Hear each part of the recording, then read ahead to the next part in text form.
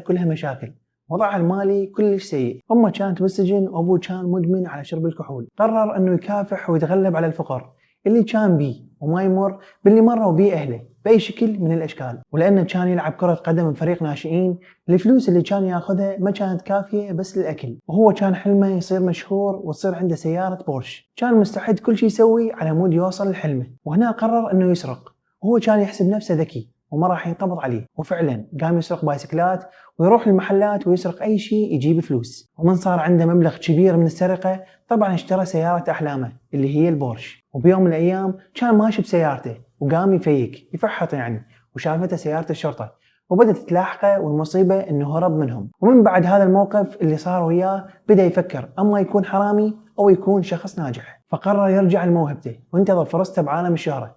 وفعلا اليوم صار واحد من اعظم لاعبي كرة القدم في التاريخ اللي هو إبراهيموفيتش.